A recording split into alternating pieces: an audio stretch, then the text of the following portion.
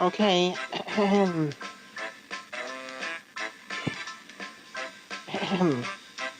Hey guys, it's us.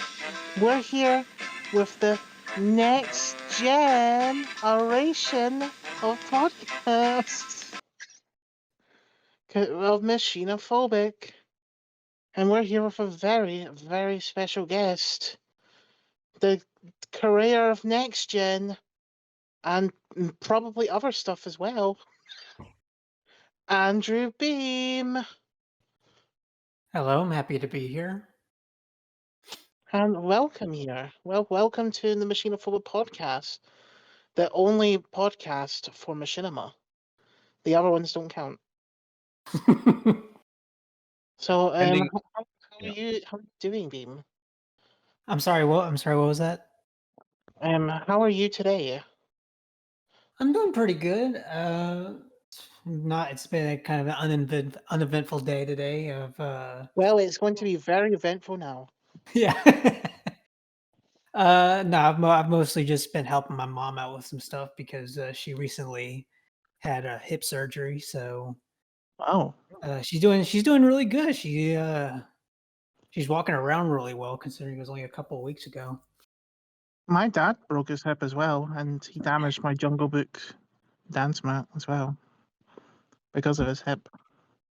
Anyway, yeah, so I was asked to come on here and talk about next gen, so here I am. Well, Yeah. you're a very requested machinima director, so we had to have you on.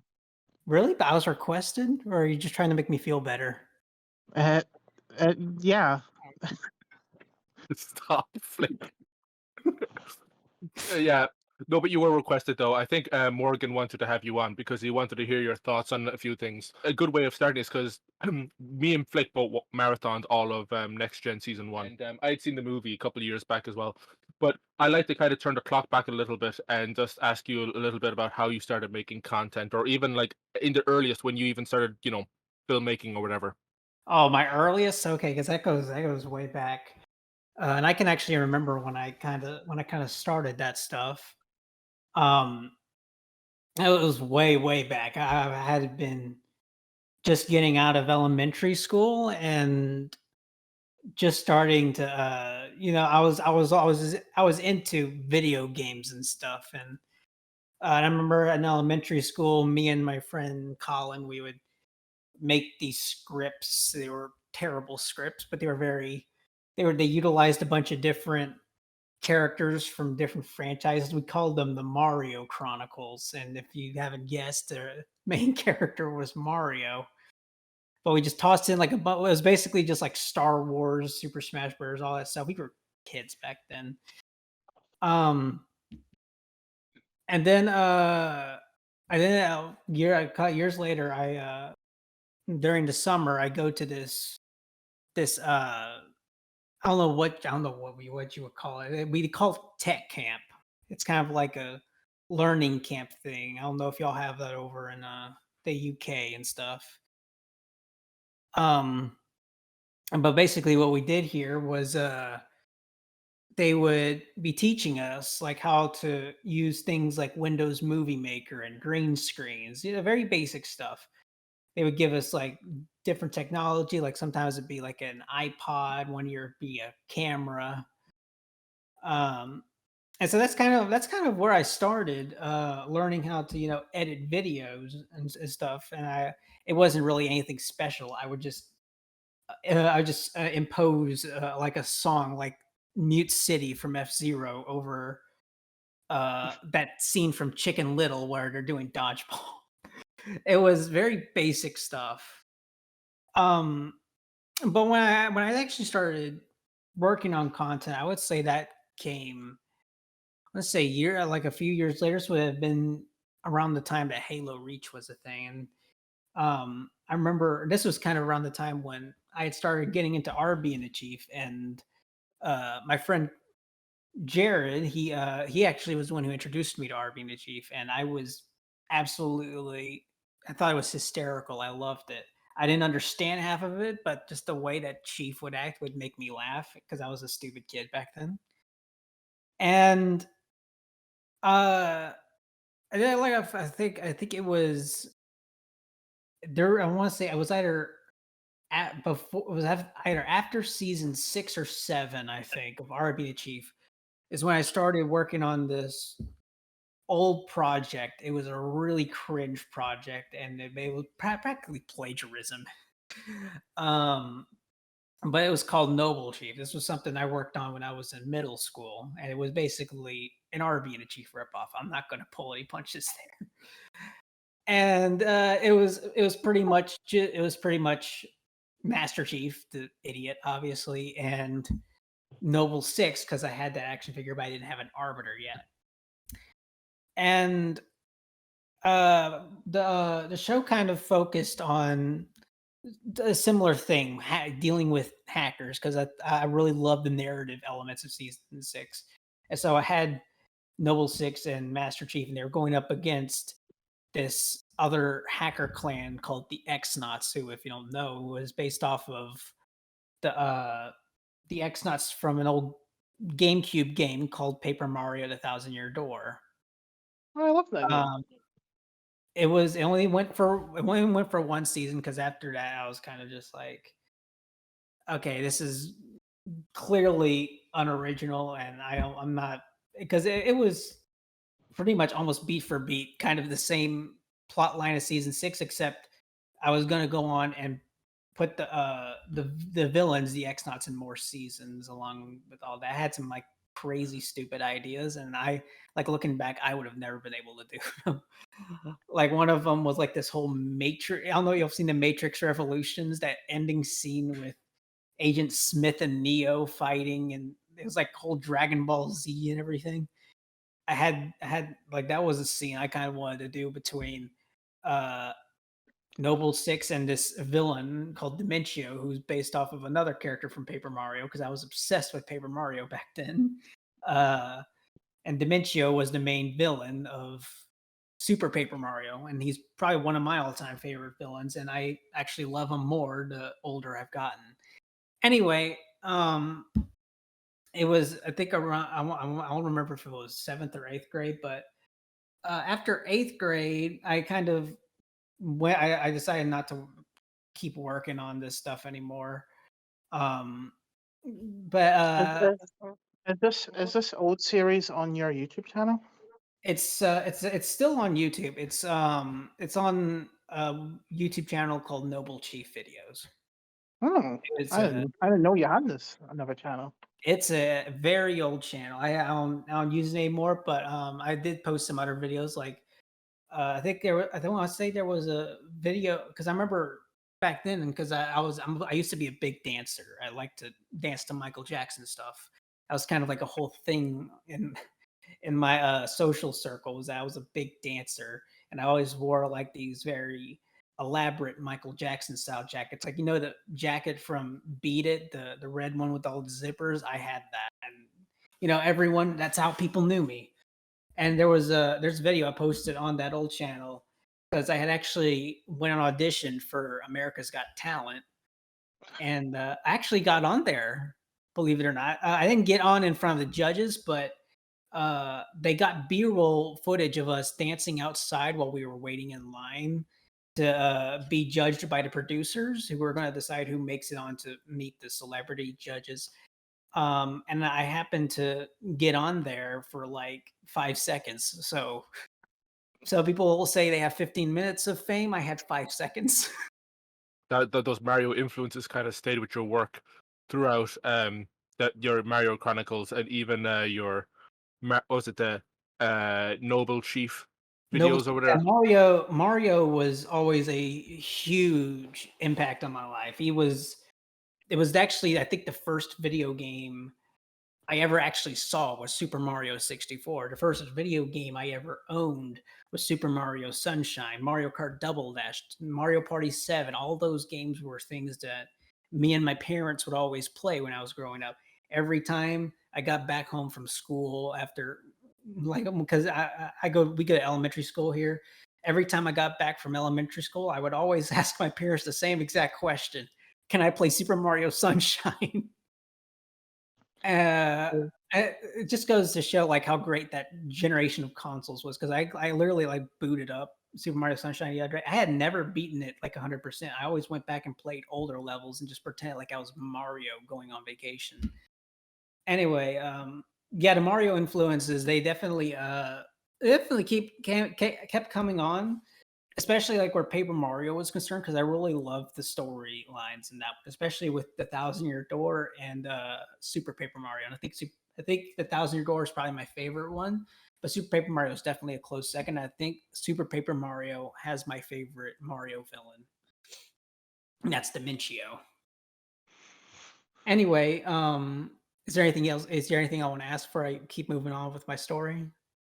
All right. So after the whole Noble Chief Videos thing, I decided I want to go through a rebranding. I want to start from scratch. Um, and so what I did was okay, so around when I got into my junior year of high school, this was my second to last year of high school before I graduated from high school.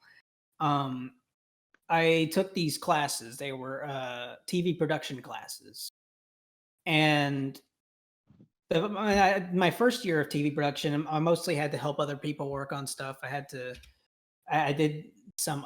This was like around I want to say 2015 or so, right before Jurassic World, Star Wars: The Force Awakens, and Age of Ultron came out. And I remember I did a bunch of movie reviews for this uh, TV thing that they had us doing, and basically all the schools around this sort of parish that we live in. The parish is kind of like a county for those of y'all who don't know, because we're apparently my state is the only state that has parishes. But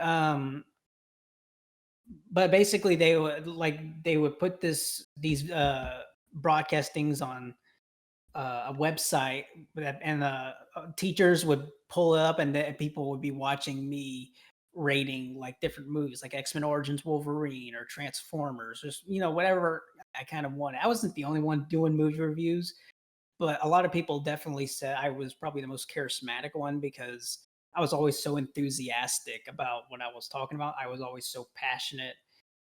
They usually wanted me to talk about movies I like, but I'm like, no, I want to talk about movies I don't like too, because I want to rant. I only got to do it once and never again. And I remember the movie I ranted about was X-Men Origins Wolverine, because I just thought it was a terrible movie. Though looking back, it's laughably bad. Like if you look at the CGI, it looks like Wolverine's claws are just Looney Tunes cartoon stuff. Anyway, it was the second year where that's kind of where Next Gen started, and it's kind of funny how it started. So, my teacher, she actually, in her words, she told me, "I don't care what you do this year, just as long as you keep yourself busy. If you're not keeping yourself busy, you're gonna work with the TV stuff." I'm like, okay. So I had this script. I want to say it was like 60-page script I had written about it was a sequel to R Being Achieved. This was before I think season 8 came out. When did season 8 come out? Was that 2017? 2015, when 2015? episode 1 came out. Okay, I couldn't. Anyways, like, anyway, basically what I did was so this was when RBG season 8 came out, because I remember I graduated in 2016. Um I decided to work on my own sequel to RBG, because I don't remember if it was just because I thought that the latest season was going too slow or felt nothing like RBG, but I decided to work on my own. I even actually uh asked John on Twitter, "Hey, can I do this?" And his response was, "Knock yourself out." I think he was actually telling me to knock myself out literally, but I took it as, yeah, go ahead. Um, he also did recommend that I work on my own original things, and I'll talk about that later. But he did recommend I work on my own original content instead of basing my stuff off of his. but I was like, I have this script, I really like it, I'm gonna move forward with it. And so I started working on Army and the Chief Next Gen the movie. That's how that whole thing started. I got a bunch of actors, and here's a little fun fact for those of you who don't know. One of the actors in it who voices Deathstroke and Megatron and a couple others, he actually went on to start voicing Megatron in a lot of official Transformers products. Like I think he voices Megatron in, I want to say it was War for Cybertron Siege on Netflix, and I've heard a lot of people really enjoyed his performance. And I look back at my thing because that came out before. I'm like, wow, so I technically started that. uh, but I started working on Next Gen. I borrowed one of those really expensive $4,000 cameras from my teacher, and I used that to sort of film uh, back in my old house. This was back before I moved. Actually, matter of fact, um, there was so much that went wrong with my with the production, and a part of that was because of the fact that I was moving. We were moving to a new house because it was too small, and we were getting a bigger house. And I'm like, yeah, this new house will be bigger, and I can do more set pieces with it. And so basically, I had to rush a lot of the stuff. I couldn't do reshoots. I couldn't. Let's say I couldn't. What's the word I'm looking for? I couldn't do any rewrites. So basically, everything that I had, it had to be pretty much perfect. And looking back on it, it definitely wasn't a perfect movie. There's a lot of things I would have changed about the movie. Like a lot of the decisions that are made are really stupid. They don't make any sense. The logic is kind of baffling, and again, doesn't make any sense. A lot of it's just me doing whatever was cool at the time, and now looking back at that, I'm kind of frowning upon that now. But basically, anyways, what I think the last thing I shot in my old house was the Devastator transformation scene. 'Cause I don't know if they'll notice, but there was a bookcase in the background of the other scenes that disappears during the Devastator transformation sequence. And that was because it was like a week before we had left, and I was like, okay, I've got to get this done right now. I've got to go now. Anyway, it started out, I had the really crappy uh other voice that it like mimics the Microsoft voices, but not quite. Y'all know what I'm talking about, right? Yep. It's like the not quite Microsoft Sam or Mike, but still Oh their yeah, yeah. Speakonia. That was it. I had the Speakonia voices for Microsoft Mike and Sam, and I even admitted they were really crappy voices, and so I had them constantly kind of talking about how crappy the voices were. And for a moment, I was like, "There's no way I'm going to be able to find the original Arbiter in Chief voices, so this is how I'm going to explain it." And then I luck out because I find the old Halo 2 series Master Chief that John used, and I found an Arbiter. But it was the Chief that I found first. So at first it was just going to be Chief, but then when I got Arbiter, I had it to where Arbiter would also put his mind into the old Arbiter body again. So and then I couldn't remember someone on my channel who had watched the trailer for it. And there's actually a cool story with the trailer. But there was someone who watched the trailer who said, I can help you. I know I have the Microsoft voices. And so they actually sent me like the original Microsoft voices. I loaded them onto my computer, and I was able to get the original voices back for starting with the third act. And I think that's probably one of my favorite scenes from the movie. And that's where I think it starts getting good. If y'all can hear something in the background, it's my parents talking. But yeah, when I finally got the voices back, it's one of my favorite parts is when Chief shows up to fight Ultron, because Ultron's my favorite comic book villain ever. And I feel like that was a big point. People were like, yes, they are back and they're ready to kick ass. I feel like the fourth part was probably the strongest one because it actually like focused just on Arbiter in Chief and Ultron. Uh and it didn't really focus on like the huge other cast of characters. There were way too many characters in the next gen movie, and I barely gave any of them like any time to develop. And I feel like that's one thing I kind of improved with the next gen series. I had more time to, dive into characters and stuff. But I'll get to that in a sec. Um so with the next gen movie, I had to actually upload it into 4 parts because it was just I couldn't upload it as a full thing because YouTube copyright striped it because I used some uh music, some copyrighted music. I think it was Uptown Funk by Bruno Mars, and that's what got it axed. Uh of course, I ended the film with a little teaser with Brainiac, who we all know is the main villain of Next Gen Season 1. And He's the guy with the really cool voice. yeah, he was originally voiced by the Deathstroke voice actor. But then when I started working on Next Gen Season 1, I actually reached out to him. I said, "Hey, do you want to reprise your role as Brainiac?" And he said, "I appreciate you reaching out to me, but I don't do unpaid projects anymore." And this was around the time he started working for Machinima and doing, I want to say it was either Titans Return or Combiner Wars. I think it was Combiner Wars where he started doing Megatron. But he ended up going really big. He goes to TF Con. That's the stuff they Mhm. bring Peter Cullen to. Peter, the guy who voices Optimus Prime. They're basically saying he's on this almost the same level as Peter Cullen. And your show was kind of his launching pad for his career. No, my show was not the launching pad to his career. He had a voice thing before that. Have you ever heard of a little show called Death Battle? Oh yeah, Screw Attack. He did a voice in Death Battle. He was actually Deathstroke in Deadpool versus Deathstroke. Mm. And he did that before. So that was his launching off point. His name was Jason Marnoga. He's very, very nice, very, very nice man. And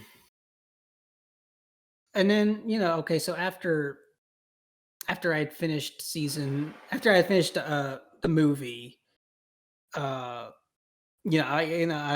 I didn't think I would be making any more, but then people started asking me if I was going to make any more. They said I was the closest to John. My ego loved that. So I said, I'm okay. I'm gonna because I had started writing some scripts. At first, the whole concept of Next Gen Season 1, the whole concept of the entire Next Gen series. I don't know if you ever heard this show called The Blacklist. It stars James Spader, and he plays this criminal who goes and what's the word I'm thinking of? He's basically he's the number one on the FBI's most wanted list, and he helps the FBI find other criminals, and in exchange for immunity. Anyway, so Okay. and like in each episode of The Blacklist would have like a different like sort of a villain of the week kind of thing with also an overarching villain, and each villain would have sort of a number of like how high or low they were on Raymond Riddington's blacklist. And that kind of, because I really liked the show. It's a really good show. I recommend watching it, even though it kind of got worse as it went on. It was still a strong start, and I was sort of inspired to sort of do this sort of show where Arbiter in Chief would be going up against different hackers with different abilities, and it actually wasn't called RB and the Chief Next Gen at first. The actual show Next Gen was just going to be the movie. The show was going to be called RB and the Chief The Shit List, if y'all remember from season 6. One second, I'm gonna get some water real quick because I lose my voice. While we're on break, we'll talk about our sponsor, which is Sherman Clump's Weight Loss. If you want to see your dick, buy Sherman's. I want to see mine. Yeah, Flick wants to see his dick. If you want Flick to see his dick, buy him Sherman Clump's weight loss. I haven't seen it in years, so please buy lots. Flick wants to see his queen aunt again. All right, I'm back. You were saying? Okay, so what was I saying? Talking about the shit list. Yeah. Okay, so the early drafts of Next Gen Season 1, also called the shit list, as it was back then. They did have a lot of similarities to what you see in Next Gen today. Like, for instance, the main villain was, of course, Brainiac.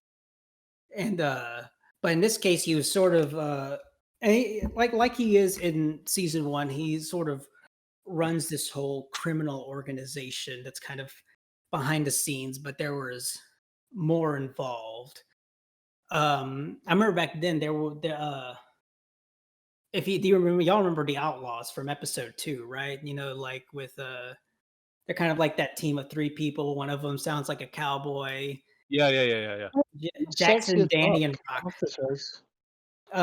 Back then they were called the Enforcers, named after the Marvel Comics team called the Enforcers, who were I think it was Montana, Fancy Dan, and Ox. And so, but then I'm like, why don't I just change the names but kind of keep those same kinds of personalities?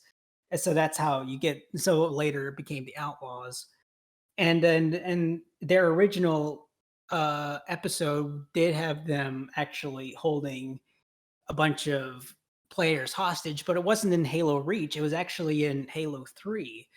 And there was going to be like a whole thing with the elephant, but the more I thought about it, I was like, okay, how am I going to pull this off? And so eventually it turned into Boneyard Nope. on Halo Reach, because it was easier to just hold them hostage in that main area. I think it wasn't until the second draft of the script where I actually where I'm like, okay, I did this can't go on as long as I want it to, because there's only so many hacks that I can think of. But I could still have fun with the whole hacker angle. And so what I ended up doing was the second draft is actually much closer, because the second draft is what brought in Lockdown. And Lockdown is based off of the Transformer from Age of Extinction. And Lockdown in the second draft is actually pretty close to what you see in the final version. He was one of Duncan's MLG clan. He was sort of kind of the second in command. And I think Deathlock was also there, but he had a very different demise. I feel like the demise I ended up going with in the final version was better. In the second draft of the scripts, there was a do y'all remember that y'all remember that episode I think it was season 3 of Our Being a Chief, where Chief gets the speed hack and he almost gets banned for doing it? Okay, so there was so I was actually going to bring that same admin who was about to ban him back, and he was going to be like this sort of disgruntled ex-Bungie employee who knew the source code and sort of used it to deal like his own form of punishment on whoever he deemed fit, and that we called him Cortez. Another Paper Mario reference. But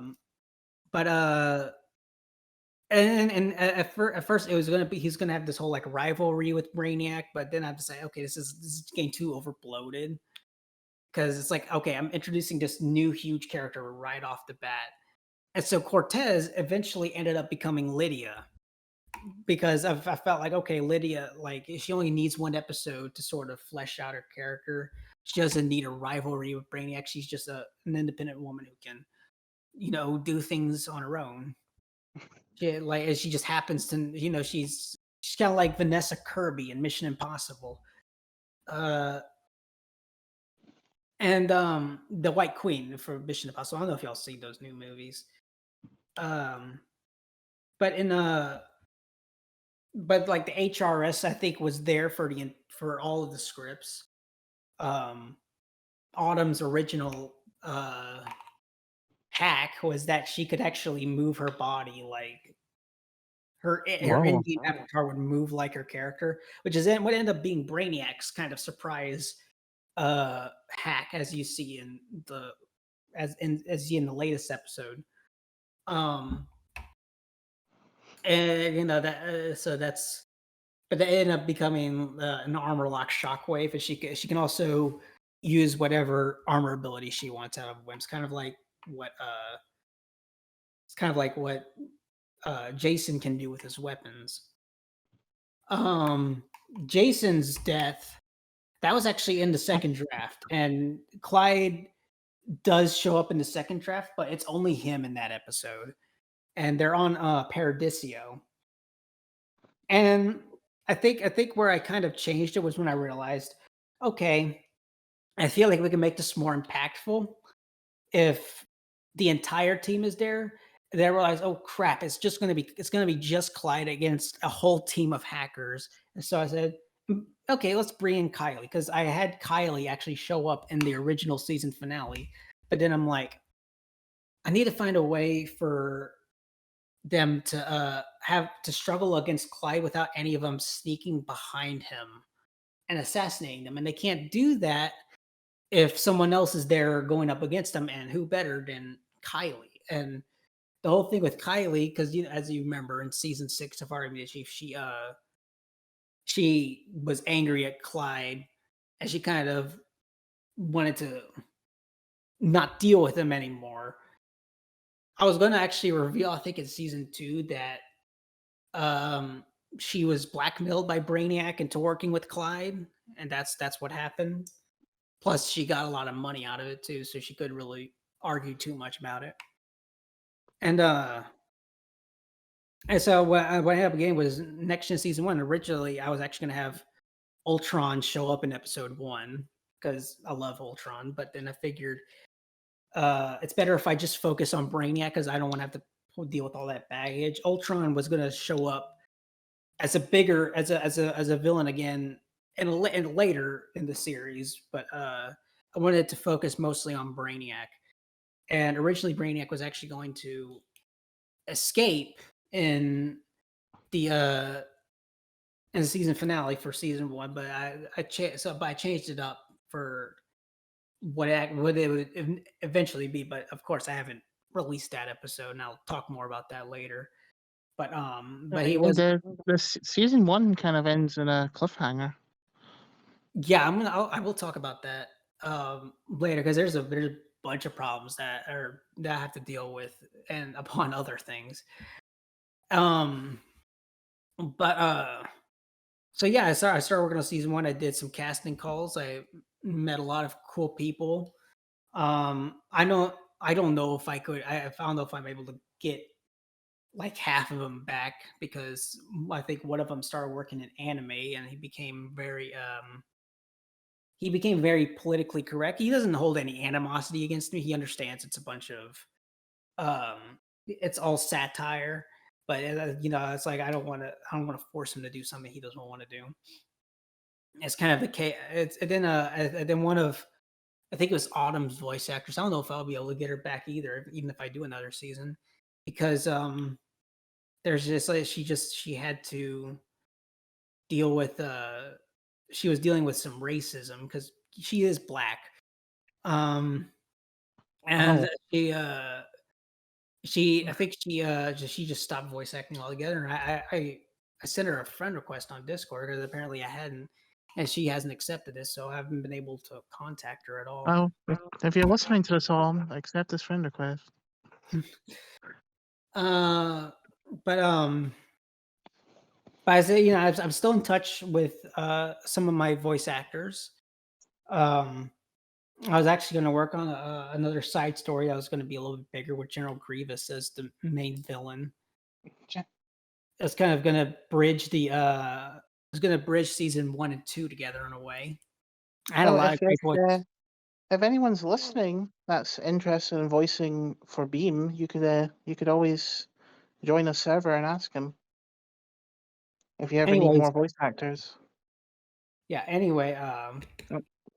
when I started next gen season 1, yeah, I wanted to do things that John hadn't done, because if I was just having the character, because like how a lot of people, they don't really trade it. You'll know how many fan series RB the Chief has, and a lot of them really they don't really try to innovate, if that makes sense. Like they're either trying to recapture the magic of the original seasons, or they're trying to they're mostly just trying to recapture the feel of the original seasons. There's rarely any that try to go for a more narrative approach. I think I was the first to actually go for a more narrative approach, though I do remember Derelict was kind of working on something, and that's how we met. Because I remember he emailed me. Because you had worked on sort of a narrative thing, but I think you ended up canceling that. Anyway, Oh, but now I worked on Next Gen Season 1. I tried to get out a new episode every week, because I wanted to do one of those shows. But my mistake was not finishing the season first. Because it made every episode after that take a bit longer to get out. And of course, as I said, I wanted to innovate, and so rather than just going with another troll for a villain, I went with Brainiac, who is obviously a little more. What's the word I'm looking for? He's fuck. Calculating or something. Not more captivating, because all the villains are captivating in their own way. No, he's more. He's not a troll. He's not someone who constantly curse. He hasn't said one curse word the entire season. I think he's the first RB the Chief villain to do that. He hasn't said one curse word. He's very well spoken. He's more collected. He's more logical. He's not. He's smart, essentially. Because of course he is. His name is Brainiac, who, of course, if y'all haven't guessed, is based off of the Superman villain, who is basically DC's version of Ultron, and that's half the reason I kind of like that character. Because I like the name Brainiac, and I actually knew of Brainiac longer than I have Ultron. Anyway, so it was sort of it was kind of interesting having this sort of new villain dynamic, as opposed to just recycling one Adam. And I felt like there was a little more to explore, sort of, with Chaos Theosis, and while also just not using Chaos Theosis, though of course I did bring them back in an episode. They weren't the main focus of the season. They were still sort of background characters. They weren't the major characters. And there was one thing that John had made that he never really touched upon, and that was the secret employer of Trent Donovich in season 6. So I'm like, what if that was Brainiac? So I sort of inserted Brainiac into there as sort of being this new the true mastermind behind Chaos Theosis. And of course, then you got villains like Deathlock and Speed Zone. Deathlock in the original scripts, and I think in the second draft, because that was when he first showed up. He was kind of the same. He was more of a merc. He didn't really have much of a. He wasn't really supposed to have much of a personality. It's like Boba Fett in a way. I think that's the sort of direction I gave to the actor. I want him to be a sort of Boba Fett like character, who like his backstory doesn't matter. What matters is that he's a badass. And he shows up during this Cortez episode, and he ends up being he ends up getting killed by Cortez. So he kind of just gets blown away by he basically gets the Boba Fett treatment. He looks cool, but he ends up turning into a jobber. And then when I did the final revision of the script, Deathlock, I decided, okay, I think Deathlock can be sort of the major turning point that shows, okay, Lockdown is completely on their side now. Because you remember, he doesn't really do much for them until the actual episode 11. He doesn't do anything until Deathlock goes after Jay Harrington. And that's when he actually steps in and does stuff. Of course, he thinks he's being slick with it, but he's not. Anyway, after that, there was just there was also Speed Zone. I think everyone loves to hate that character. And of course, I sort of modeled him after Adam and was it Tyler? Yeah, Tyler. Adam and Tyler from season 7. And How did you do his effect? The speed zones. the speed zone. Okay, so that was actually what's interesting. Okay, so originally, Speed Zone, his original name in the second draft was Quicksilver, but then I'm like, okay, this is lame. I want something else. Let's go with Speed Zone because it just sounds cooler. So he goes with Speed Zone, and his speed effect was actually it was actually kind of tricky, because as you know, the you don't actually have that kind of super speed in the actual games. Definitely not. So what I would do is I would have some of the characters move normally, and then when Speed Zone came around, I would actually have him moving around, and I would just keep the camera there, and sometimes I'll go on for like 6 minutes of just filming it, trying to get the right angle. And then I would bring the stuff into After Effects and I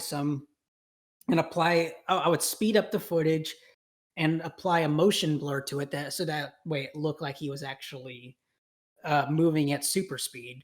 And I would mask it over the other characters so that it would actually look like he was moving faster than they were, even though they were moving at normal speeds. And Deathlock was a similar thing. I used masking techniques to try and I also blurred it whenever he was teleporting so that he would have that bubble shield teleport, which I'm actually kind of proud of myself for coming up with that whole hack thing, because I'm like that's such a niche idea of, okay, a guy he puts up a bubble teleporter and he could teleport anyone who's in that bubble away. It's a cool little gimmick that I thought Deathlock had, and it's kind of similar to comics because I think the comics one also has a teleportation ability. Yeah. That Billy was actually all your effects in Next Gen were pretty cool. How did you become so good at effects? Because I've never seen a machinima with the same level of effects as Next Gen. Oh, there's just plenty of machinimas out there with the same level of effects. You want to talk about machinima that has great effects? Rise of the Spartans, that one had some really great effects on it. And that was back. That was like before. I think with Next Gen though, I really wanted to kind of push the whole, what I can do with it, and it was sort of a lot of it was me experimenting, and that's kind of what it ended up being. And a lot of the, and of course, you know that Brainiac and most of Next Gen is in Gary's mod, and up until episode 12, that's where I actually filmed it, was in Gary's mod. But the issue with Gary's mod, especially doing like a whole entire episode inside of it, is that I had limited control over everything in it because I had to do everything real time. And so what I did instead was go to I looked into Source Filmmaker because I had been dabbling in that a bit. And so a lot of episode 12 was me experimenting with Source Filmmaker, and that's sort of kind of what pushed me more into animation. And I think y'all remember how I worked on animated segments for the RB Retold projects. I did the opening sequence in RB Retold 3. I also worked on the intro for RB Retold 2, and I worked on the Super Smash Brothers scene, which was done in Source Filmmaker. And Source Filmmaker is a really good program if you're just starting out on animation. But I've recently actually been learning Blender for a new project I'm working on. So I think y'all kind of want to talk about the elephant in the room, episode 13. because as y'all probably guessed, it's not out yet. Go. Yeah, it's. So, so is it coming out? Oh, trust me, I need the advice. How's it going? Okay, so um, I do have one scene of episode 13 finished. I do have one, and it's the opening scene that shows what happens between. It picks up right after. It picks up right after episode 12. It picks right where episode 12 left off, where it shows what happens between Brainiac, Arbiter Chief, and Autumn. And another fun fact: Autumn was actually the name of my high school crush. So that's where I got the name for her from. Anyway, well, so once I finished that scene, I started working on other scenes, and then I tried to because I can't go on Xbox Live anymore. I don't have Xbox Live, so I can't do most of the stuff I want to on my Xbox without pulling off some really creative tricks. And so I decided I'm going to fully move over to the Master Chief Collection on the PC. And I'm going to ask people to do body acting for me. And this is where I sort of realized I don't know if I'm going to be able to finish this episode for a multitude of reasons. And this is probably the biggest one, is that I just can't find anyone. I can't find anyone to help me.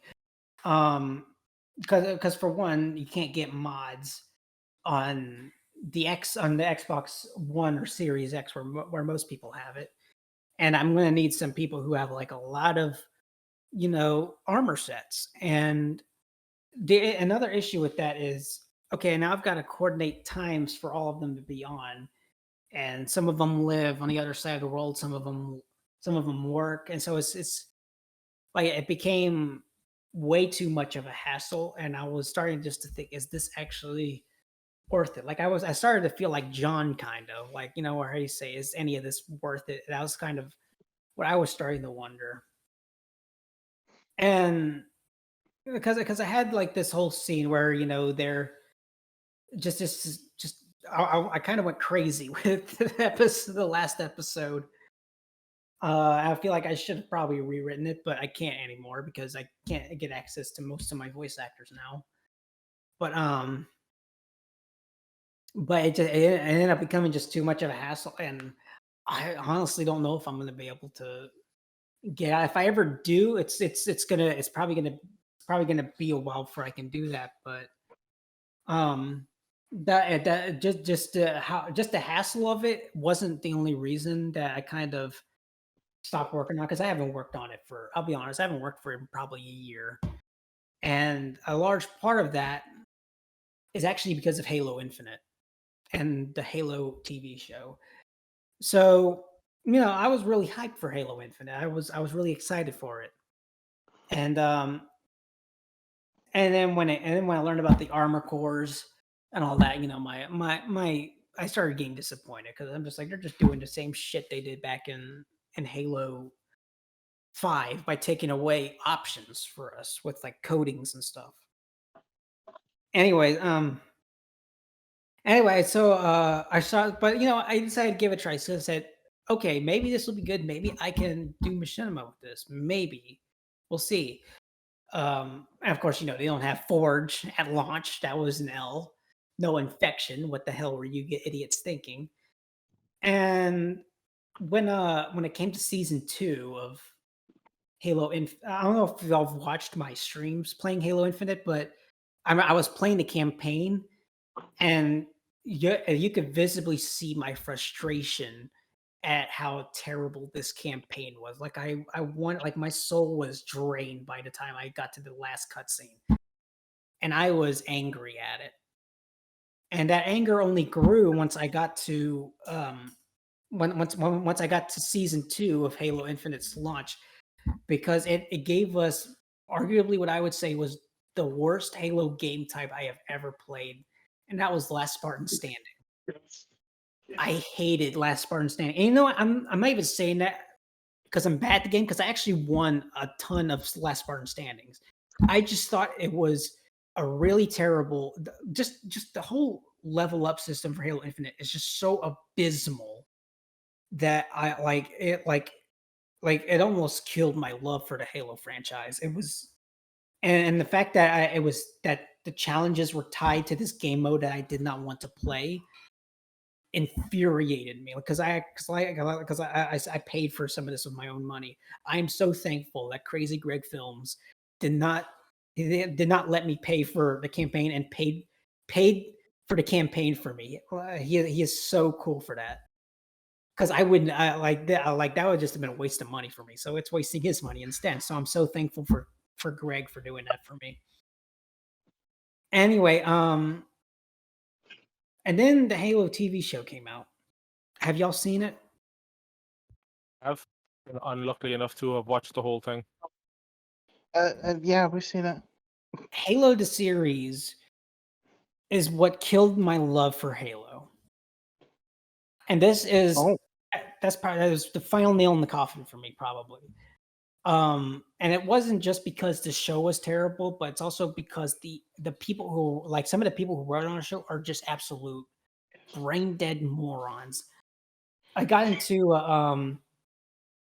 actually I think it was the Master Chief actor, Pablo Schreiber. He went out of his way to tell us, okay, y'all don't know the real Master Chief, and we called him out on it. And I think I was actually nice to him. I said, you're a great actor, but don't tell us that we don't know things about this franchise that we love, when you're calling Slayer versus mode. And at that point, he actually blocked me on Twitter, or X.com. So I got blocked by by Pablo Schreiber. I deleted my Twitter account, by the way. But at that point, this is where I start asking myself, do I want to work on Halo Machinima anymore? Because I have no love for it. Like if you would have asked me back when I did when I went to Halo Outpost Discovery and did like a whole panel on RB and the Chief, I would have said yes, I will still go on. But like when I did that, I started rethinking how I was going about my channel. And just there were just so many things to take into consideration. One was just I was not finding RB and the Chief funny anymore. Like, even going back to earlier seasons, I found myself laughing less. I don't know if that's because I've been maturing, but it's just like I haven't really found joy in it like I used to. And it's, I guess, that kind of humor is just not a part of me anymore, because it's like because I'm 26 now. I'm growing up. And it's just, it's like, why should I why should I put this much effort? Like the only reason I have to put this much effort into something I don't want to work on is my fans. And I feel like, okay, well, if they are really my fans, they'll support me whatever I choose. But at the same time, it's like, okay, I don't want to disappoint y'all and not release this final episode because I left it all on a cliffhanger, and I feel terrible for that. And just on top of that, I've been trying to get clean of some addictions I have. I won't go into what they are. It's a personal matter.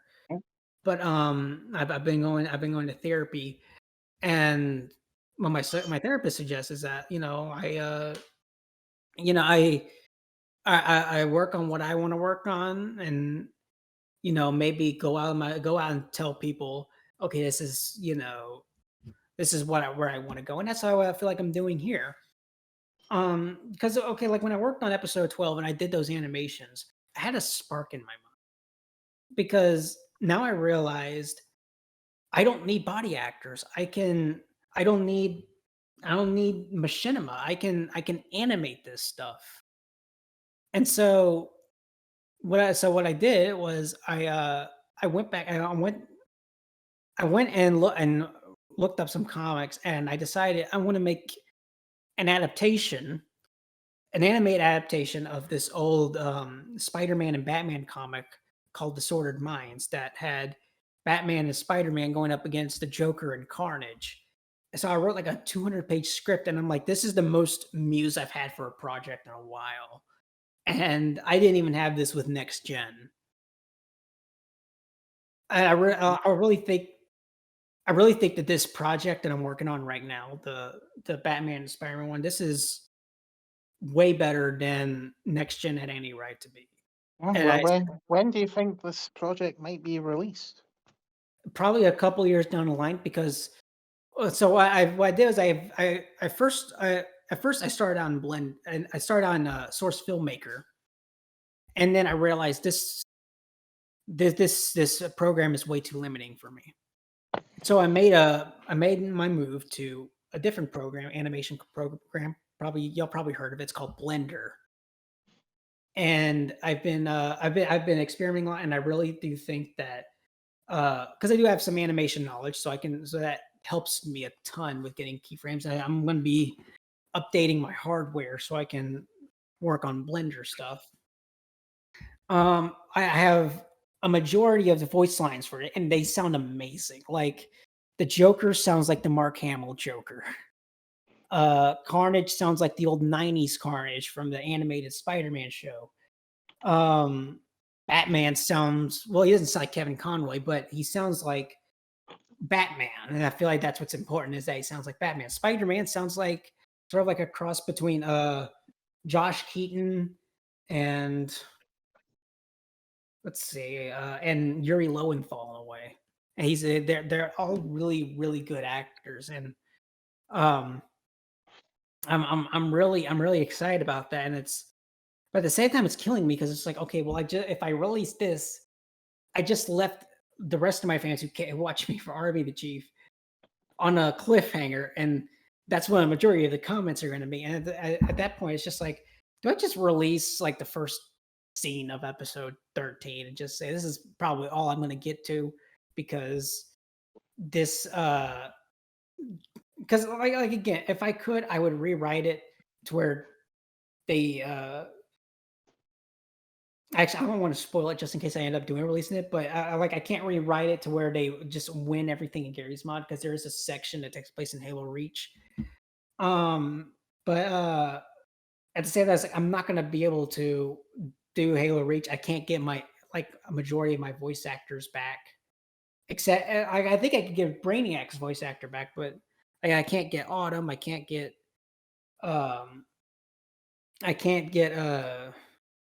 Deathlock's voice actor back. I can't, just a majority of them is I don't know how to get them back.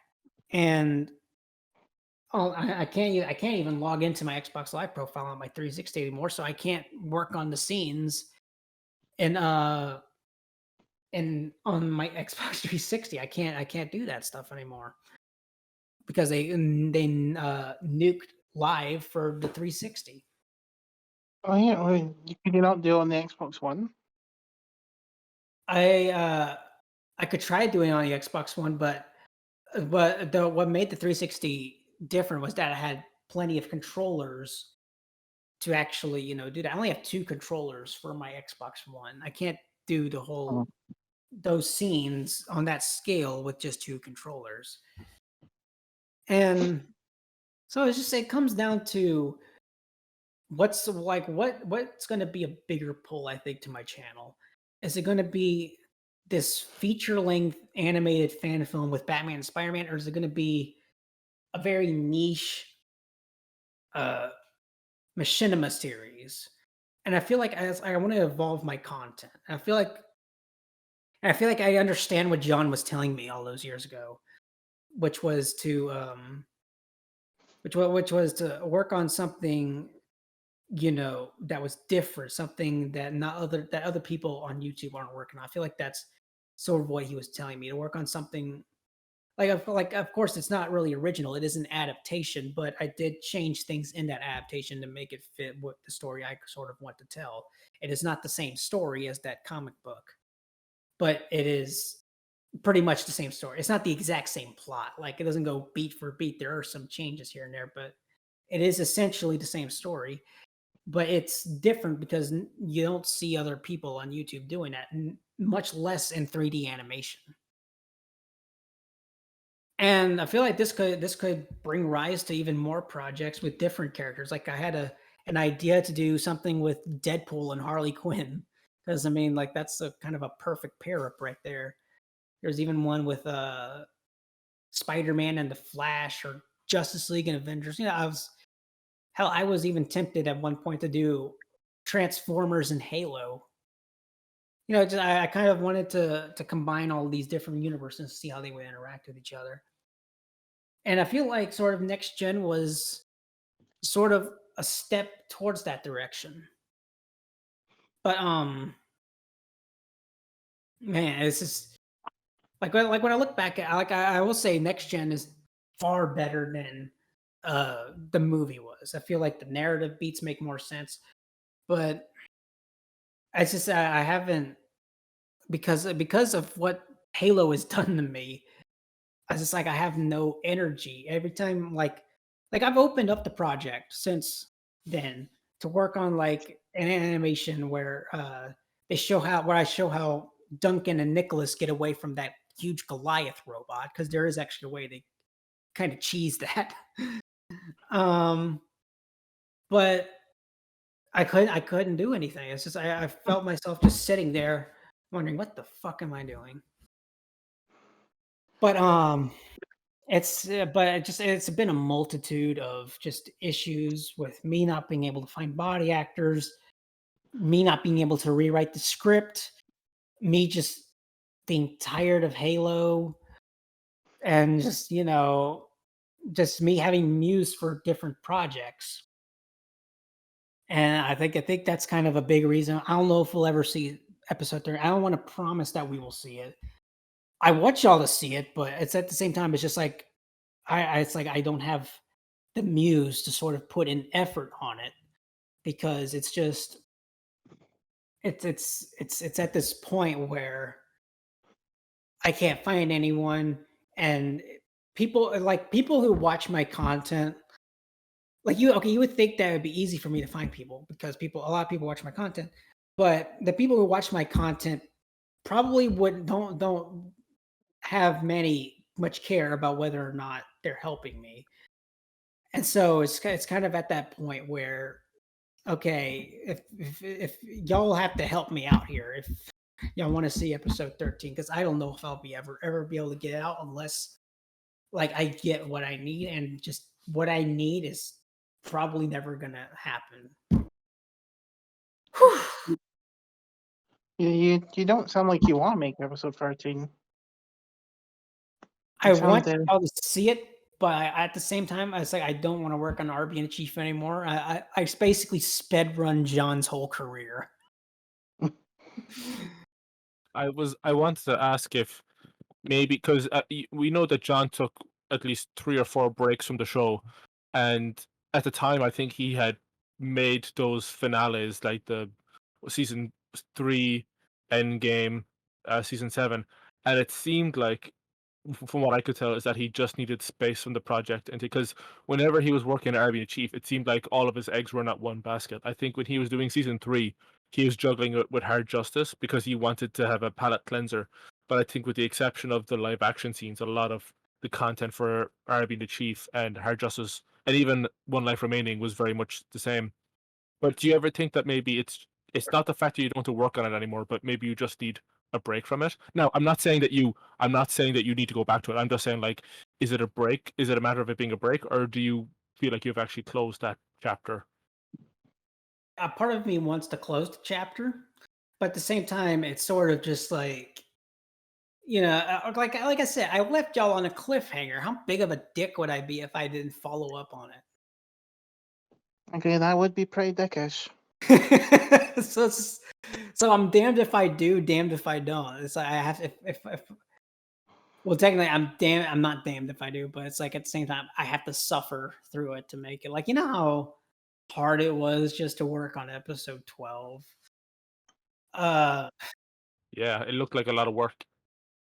I can't tell you how many times Source Filmmaker crashed every time I worked on some of those scenes, especially that fucking construction site scene. Oh my god. Yeah, We were talking about that earlier, how he did that like that one shot where it was constantly going between Arby, Chief, and the other members of the group. I can't remember the name. The girl in the black. Autumn, Yeah, Brandon, yeah, Nicholas, yeah. Duncan. You wanna know how I did? Yeah. Okay, so y'all remember how like there was all those soldiers in that construction site scene, and it just seemed like there was thousands of them. Mm. You wanna know how many there actually were? 10. 10. Yeah. Hey. You got it. They're like, I did some camera tricks. Every time the camera would move off one of them, they would teleport somewhere else.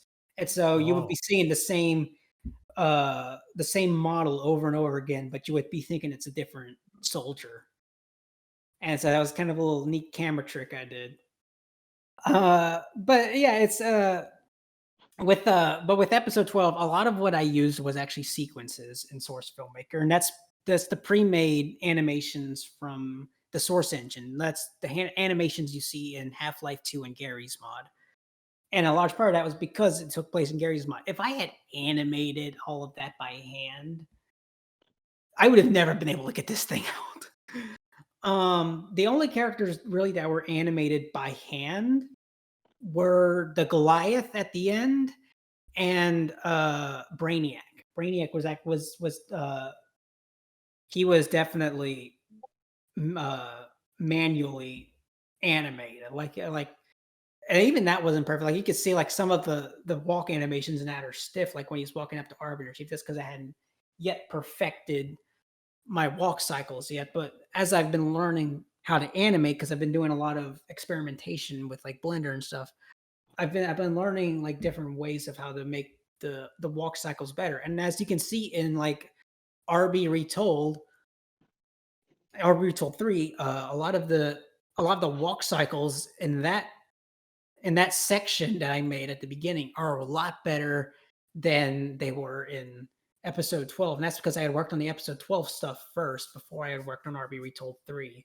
So I don't remember which one came out first. I want to say it was it Retold 3 that came out before or after?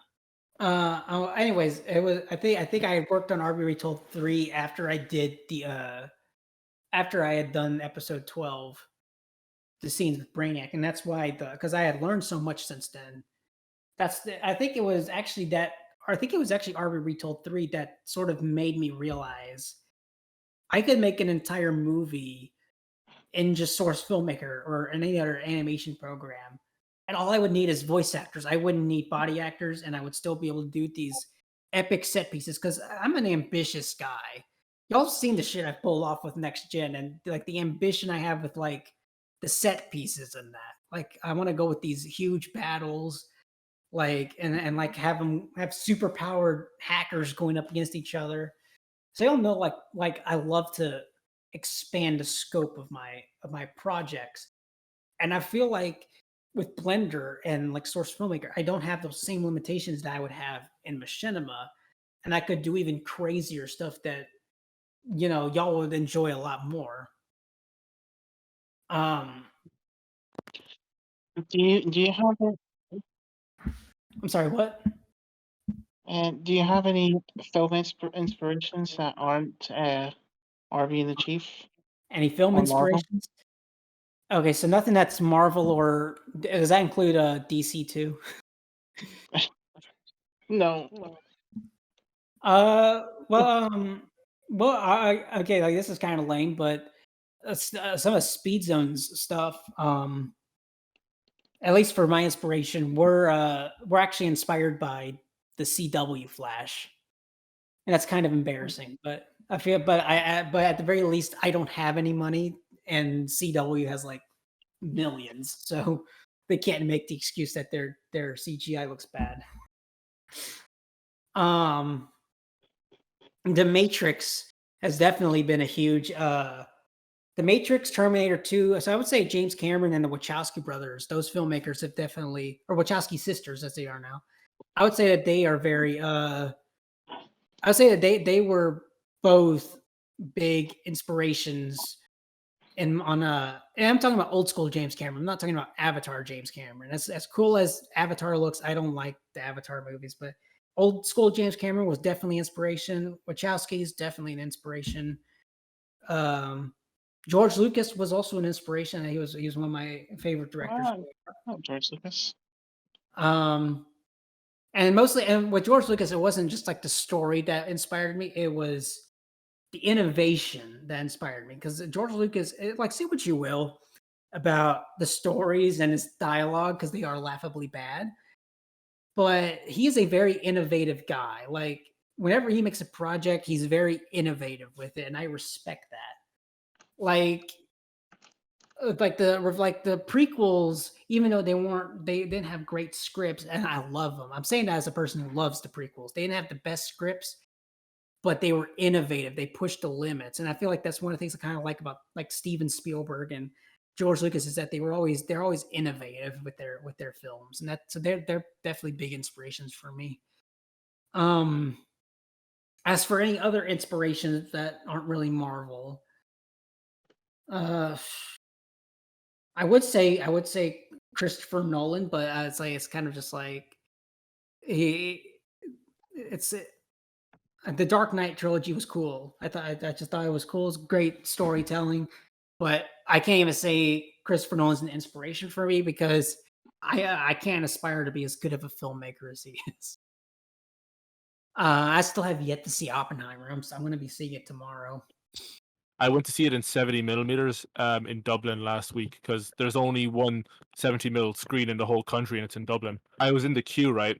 And I had to go for a piss right before the movie started. So I had to get out of the queue and come back in. So I still had my booking, but then I had to sit in the front row. So I had to look at Cillian Murphy's chin for like fucking 3 hours with my neck turned up at a right angle. Well, did you like it? Yeah, it was really good. It's worth seeing for like the because obviously 70 millimeter it's like a visual experience, but in terms of like the sound, how the sound works in that space for IMAX, it's really something to behold. I haven't seen Barbie yet. I can't go see it in IMAX. I have to go see it. I'm seeing it in Cinemark XD, but I'm expecting because the Cinemark XD it got a really good sound system, so I'm expecting to have an eargasm when they do the atomic bomb. Yeah, they have it's a spoiler, but I guess the way they do the initial detonation of the bomb is really tasteful. I'd say because it's not CGI, right? yeah, but it's not even that. It's just like they do things with the sound when they blow it up, and it's not what you would expect, but they have ways of tying it back to earlier ideas in the film.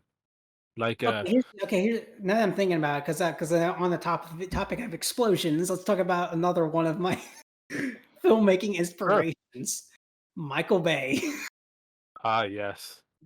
And I'm not saying because the stories are not great, but can you ever say that you've been bored watching a Michael Bay movie? I don't even remember the last one I watched. Like Transformers was an entertaining movie. Like let's not lie there. I hated The Last Night though. So he does. So there are movies where it was kind of bored, but he is good with large scale action, and that's kind of what I want to end up doing one day. And even though I'm not a huge fan of his DC movies, I will say I do like Zack Snyder's cinematography. I'm not a fan of his. I'm not saying I'm a huge fan of his movies. I God knows I crap on Batman v Superman every chance I get. But just the cinematography and some of the shots, it's so gorgeous. I cannot name one shot by Zack Snyder that I've seen that I did not like. Because most of them are really good, and I will. I'm saying that as one of his biggest critics too. So that's high praise for me.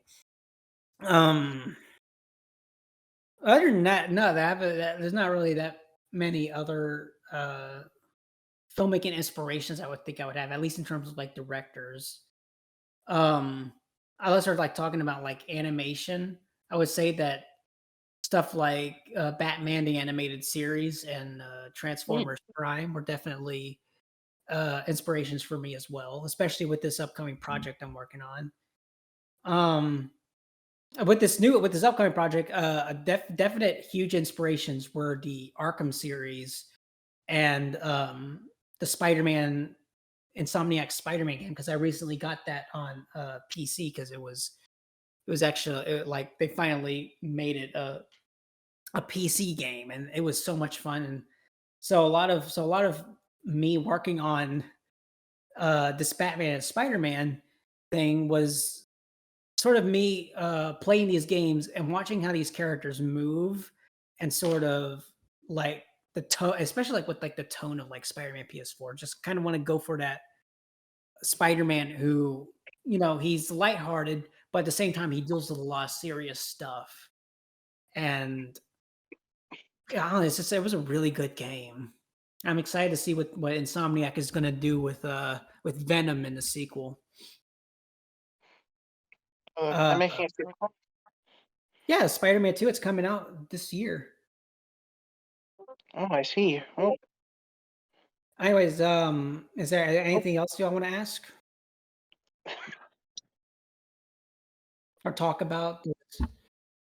When you talk about how you did next gen for a while and that kind of led you onto your path of animation with a source filmmaker or Blender and stuff, do you regret doing it at all, or are you glad that you kind of undertook that journey to end up where you are now? Do I regret doing R being a chief? Uh, I I would say no. I don't regret it, because for one, it got me a ton of. I met you guys. If I didn't make this show, I wouldn't have met you guys. I wouldn't have met a lot of my friends without RB the Chief next year. So I would say I don't have any regrets. I would say the only regrets I have is that I didn't, because this is kind of this is an issue I think John sometimes had, is that he was worried about how people would see his intention with what he did with the characters, because as you know, I have Chief saying a lot of slurs, distasteful slurs, um and see, it's never been like, I think he was always worried that people would see it as him being like intentionally homophobic or something. But to me, that was never the case. It was always poking fun and mocking that sort of toxic lifestyle. I think that if I had any regrets, it's that I didn't think of that when I was making it. And but and I think, like, as I was wrapping up season one, I was thinking of season two. I was gonna have this whole arc for Chief where he sort of has to confront his toxic traits, and try to figure out, is this really what I want to do with my life? And he actually kind of learned some life lessons from Optimus Prime. Because I mean, who else would be able to do that? Definitely not Arbiter. Um, there was I had a lot of stuff. I had a lot of stuff planned for season two, and I think I could go ahead and say it because it's not really spoilers for season one, because Brainiac's not in season two, at least not that I was planning.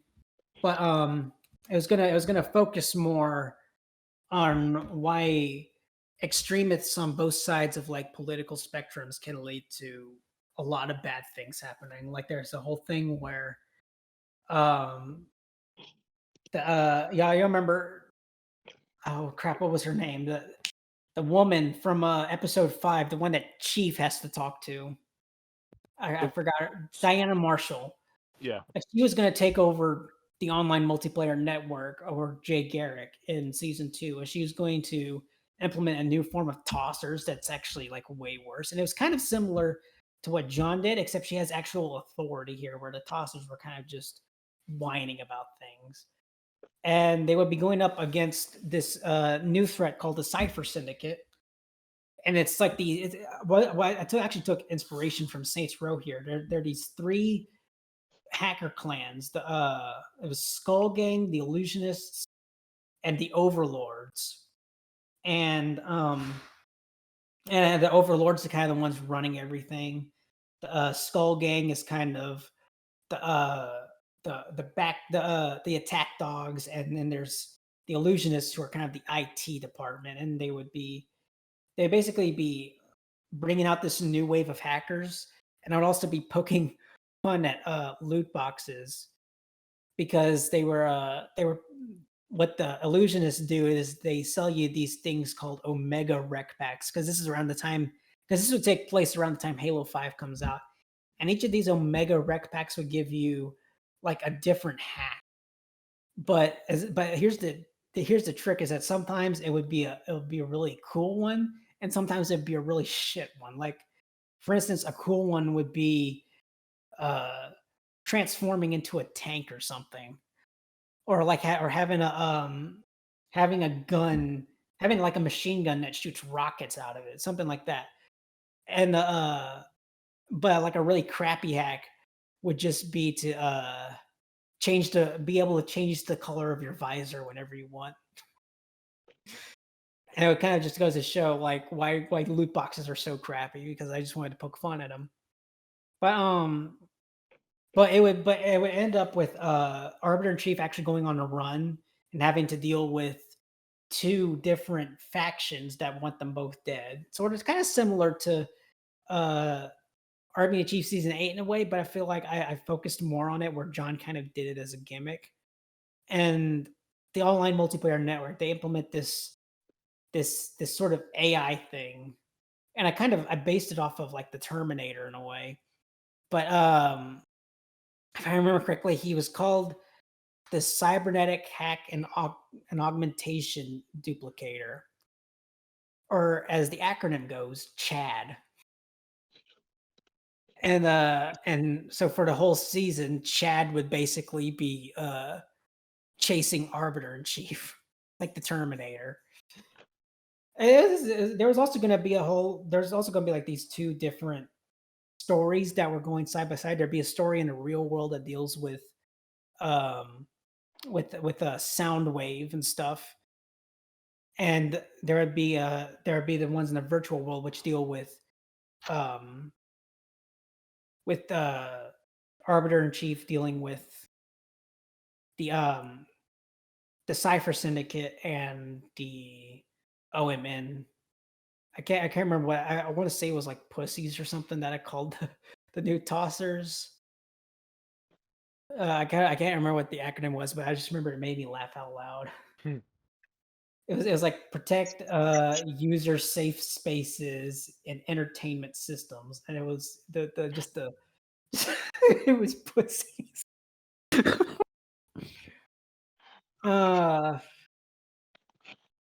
And then of course you got like the alt-right Cypher Syndicate who just want to just be trolls and stuff.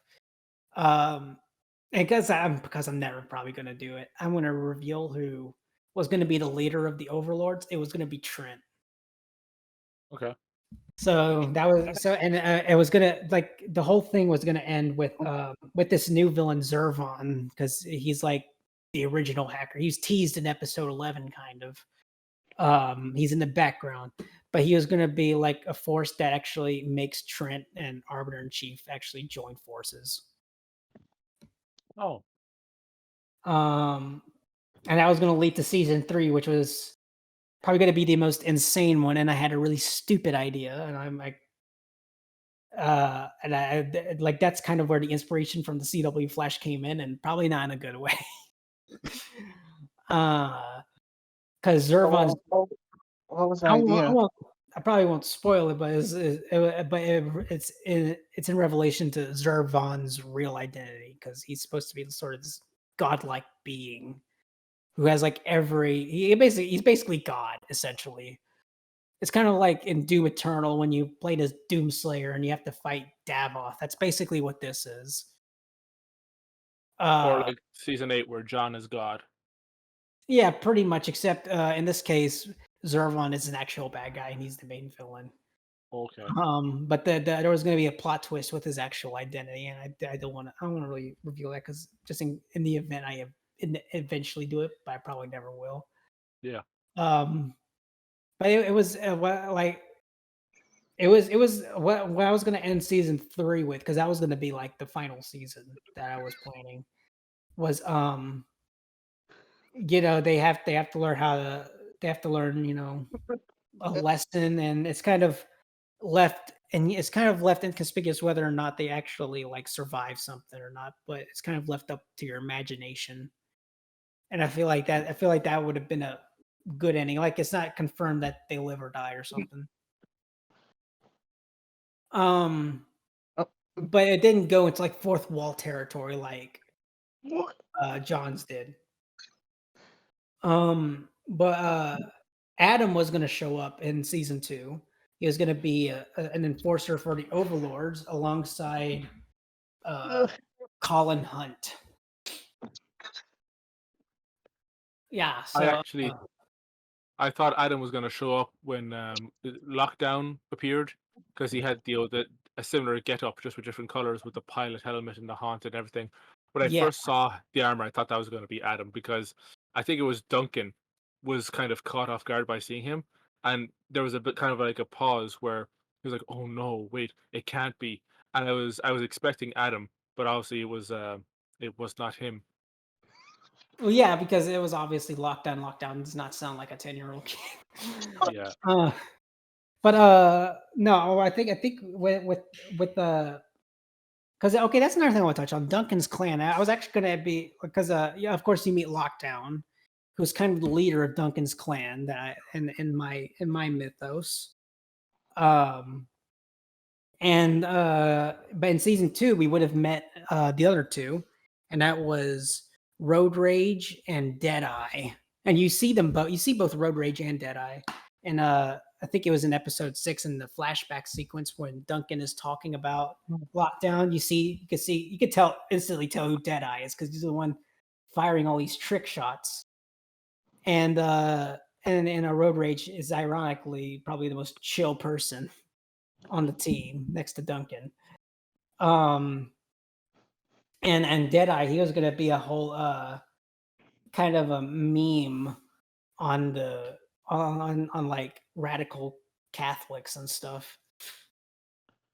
But they were gonna be sort of like but they were gonna be like two guys who were sort of having a resistance against both both Cypher Syndicate and the OMN. And so they were gonna end up teaming up with Arbiter in Chief. Season 2 was going to end with a battle against Ultron again. The I think that's where I was actually planning on possibly having Ultron quote unquote die, and there was sort of a whole thing with that, and that's I think where some of the Michael Bay inspirations came in, because I was gonna sort of do a similar thing with like what Optimus does to Megatron in Dark of the Moon, rips his head off. yeah. Oh. But let's see what else was. But yeah, I back to what we were saying about me regretting it or not. I don't regret a thing about next gen. I think if I do have, if they're like, aside from just like how people interpret my work, because I never do it. I never do things I never make things out of hate. I do it, based on like just mocking like something, or something that I really enjoy. I also kind of want to move away from like 100% comedies. I want to work on more serious stuff.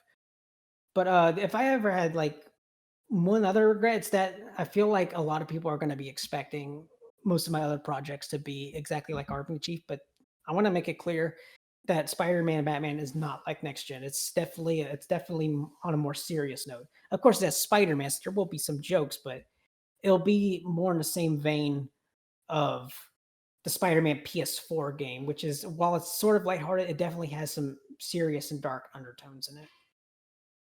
And it's definitely going to be a bit more brutal because of Carnage. But yeah, I don't regret next gen at all. Good. I look back on it fondly. It's just, it's like at one point I kind of understood what John was kind of feeling as he moved on later in his life, and I think a large part of why he kept coming back was because either he was kept being begged to come back, or because Machinima almost destroyed Army the Chief with LA. Yeah. And as you pointed out before, Next Gen is pretty much R being the chief in LA because it's literally the Louisiana, and LA is the acronym for Louisiana. Oh yeah. Never thought about that. And then, if you kind of think about it, R being the chief, Next Gen, the movie is basically just a better retelling of R being the chief in LA. They go to a new place with the initials LA. They meet some new figures, some who are good, one who is very bad. Yeah. And of course, and then the side story I was planning after season 1, I was going to introduce Greg, the spider, because I actually have the spider. Oh, you do? Yeah, I found the spider. I'll What never the get fuck? that bust Where'd me. you get the spider? I got it off of eBay. What? Wait, from this. I ordered a Greg spider on eBay and it was the wrong colors. I found one, and I found one, and it's the exact same model. But I think the spots on it are a bit different, but it's essentially just a Halloween prop. Wow. But Derelict probably was a Greg spider. What? Derelict has like 5 Arbiter models. Yeah, I do. I still have my Arbiter in Chief. They're still in pretty good condition, all things considered. Some of Chief's body parts come off, but nothing's broken yet. So the only parts that have come off are his knee pad and I think one of his shoulders. And that's not really a huge deal. But they're both in very good condition. Oh, that's good. I was also going to introduce more Transformers characters with season 2 for the side story. I got a huge Bruticus action figure. It's one of the combiners from Transformers. He's the combined form of the Combaticons. Would you introduce Travis and Todd to Next Gen? Are you still trying to do that show flick? No, I'm just wondering if you would put Travis and Todd in your show. No, because they're dead. Oh. But I'm okay. I say that they might have like appeared as sort of like holograms or something by Zervon or something. But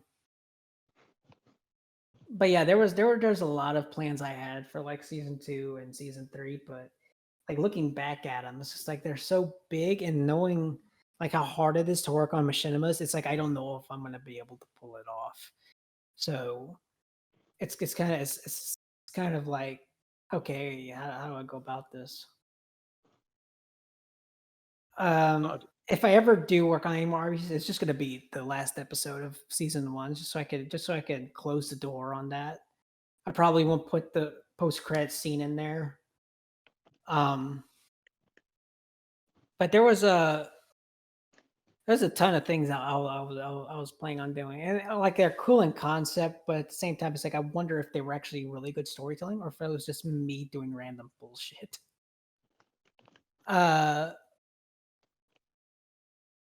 I will say one of the things I'm very happy about with Next Gen was compared to because like a lot of people compare Next Gen to Season 8, Wait, and really? yeah, a lot of it. Yeah, like there are definitely a lot of similarities. Similarities, yeah, definitely. There's like the use like, and that was like honestly it wasn't even intentional. Like the episode where I had Clyde use Death Frag literally came out like a week or so after uh John had Adam use Death Frag. But I think the way I used it was more impactful and a little more meaningful. Because I feel like John, like when he uses Death Frag, he's using it to up the stakes. Sort of. I mean, we're both technically using it to up the stakes, but he was using it more as a gimmick and not as a point in the season where the characters realize, oh shit, things are getting way worse. We need to put a stop to this. I don't think Arbiter and Chief really realized that until later in the series, because when they find out that Adam's doing it, like even with the whole, I can't even remember what was happening with Hello World. Like it happens for one scene and then it starts going out like a virus, but I don't even remember how they stop it. To be honest, that doesn't really get a payoff in John's show. Yeah, it doesn't really like I was gonna have sort of a payoff with the whole death frag thing and with Clyde. And yeah, like it was, I felt like their mine was a little more impactful because there was actually something that came out of it, and it was what pushes them to finally. It's what pushes Lockdown to work with Duncan and them because he's realizing, okay, I'm on the wrong side here. What am I doing? But there was yeah, it was with season 8 though. I felt like another because I think another reason a lot of people compared the two is because they were coming out at roughly around the same time, and you know, it was like one was like just go like I felt like my I have issues with season 8. I love John, but I felt like season 8 had a lot of unnecessary filler, and I felt like it wasn't getting to the point half of the time, and I feel like that's kind of another reason where my show was. I'm not doing this just to toot my own horn. I'm kind of What's that? comparing. This is based on what other people have told me too. Is that I actually like make things matter. I like everything. Like, of course, there is some filler scenes, but there's never really an episode in Next Gen that's only there for filler. Everything has a purpose there. Even the worst, even the episode I like the least, episode 3, there is a reason that it's there. It's to show how Brainiac was able to access all this information because Deathlock attacked this post. Anyway, it's and then when you get to season 8 of R being the Chief, there's a ton of scenes that just keep going on and on and on. And yes, it's like they don't feel like they matter. Like they're just there for the laughs. Like even though it was hilarious to see him playing up this character, I thought the racist part was kind of it went on for too long. Yeah, that episode did not age well. Not alt-right delete one. Yeah, I think that's I think so. I think and also there's one other. I think there's one other thing, and this is my personal preference, so it's kind of my opinion. I know a lot of people love that Adam's the new villain. I don't. I do not like that he made Adam the new villain. I feel like he should have went for more original characters. I feel like what made Chaos Theosis so good as villains, and the, uh what made Eugene and his clan also great as villains, is that they were all different than each other. Trent is not the same as Chaos Theosis, even though he turns out to be the one running them. Chaos Theosis is not the same as Eugene's clan, even though they're both hacker clans. Brainiac is not the same as Trent or Eugene or Clyde. He's not like any of those characters. He's a totally different character that we haven't seen before, even though he's a hacker. And I feel like that's also the same case with like Speed Zone, even though he's in the same archetype as like Adam and Tyler, he's still his own character, and there's still things that make him unique. And even when Clyde and Kylie do show up, they don't steal attention away from Brainiac. They're there to enhance the threat level of Brainiac. They're there to say, hey, "Oh shit, we have Clyde and Kylie here now, and they're working with Brainiac." But in season 8 of RBG, it's just Adam and Kylie who dies. It's I was and of course the issue with season 8, a majority of it was the 2001: A Space Odyssey, and didn't really go anywhere because I don't Yeah. think it did. But yeah. Anyway, is there anything else y'all want to know? I've got another hour left. Derelict, do you have any more? Derelict, you there? I am. I'm still here. Is there anything Do you else have you want to talk about or you have ask? any more questions, Derelict? You said what you have coming down the pipeline, but if we threw $1 million at Beaminator right now, and you could make any project with any crew or cast, do you know what kind of project you'd like to pursue? Phew. Yeah, giving me $100 million.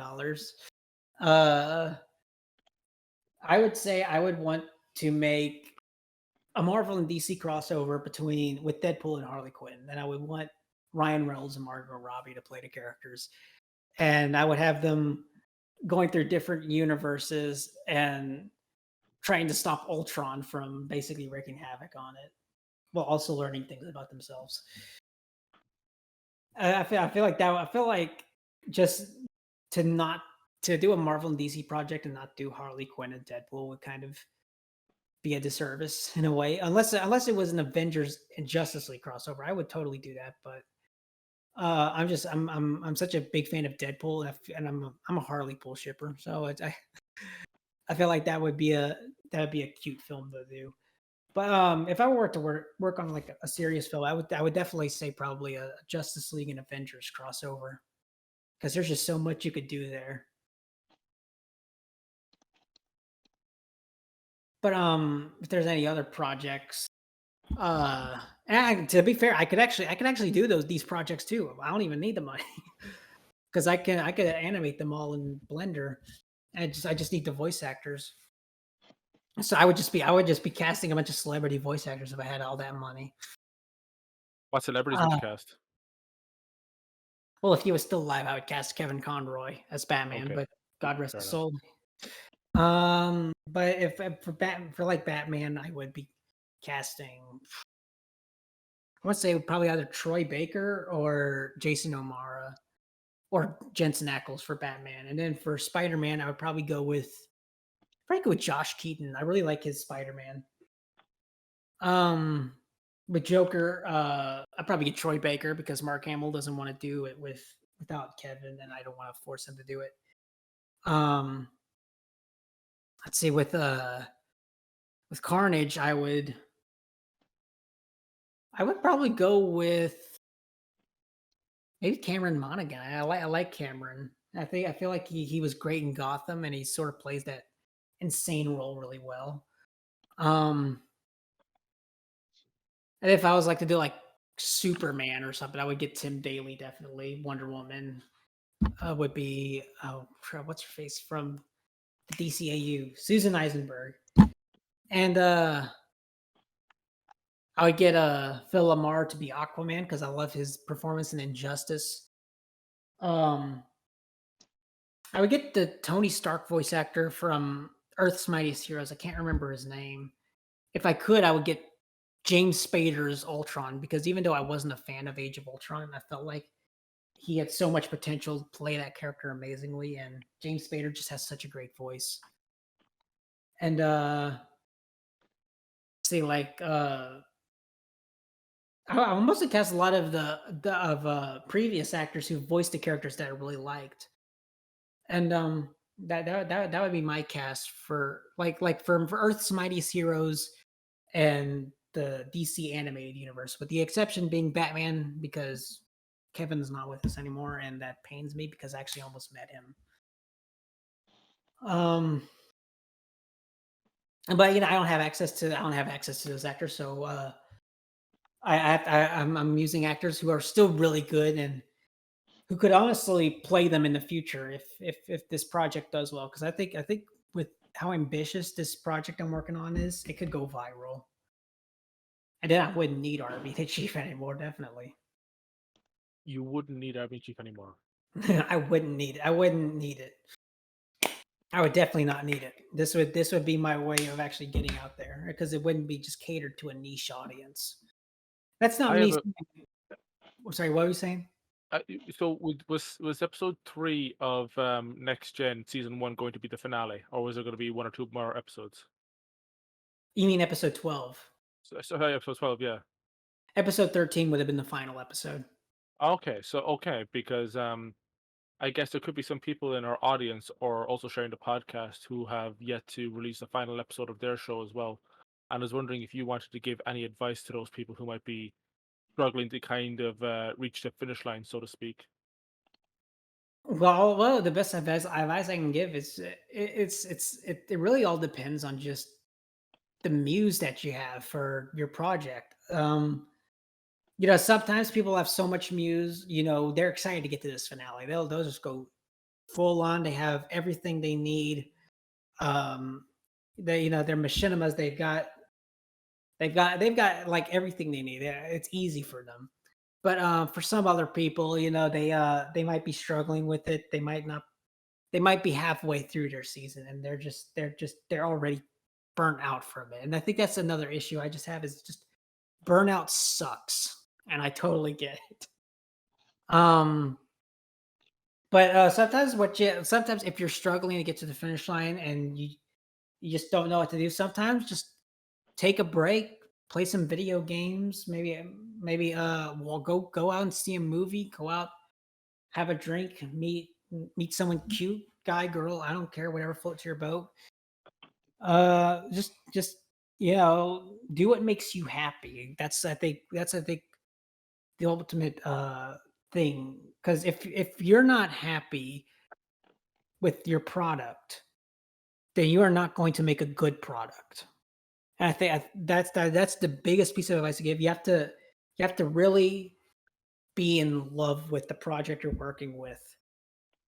Otherwise, you're going to make something that's not good. Even if it has a really good script, people are going to notice the laziness behind the project because people can't tell whether or not you actually care about how your project's doing.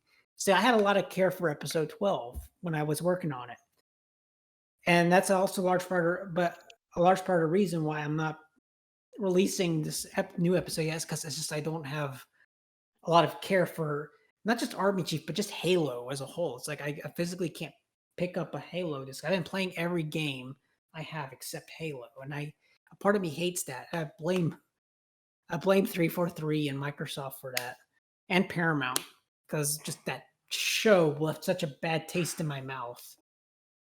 God, it was so terrible. Derelict, did you do a drinking game while you were watching it?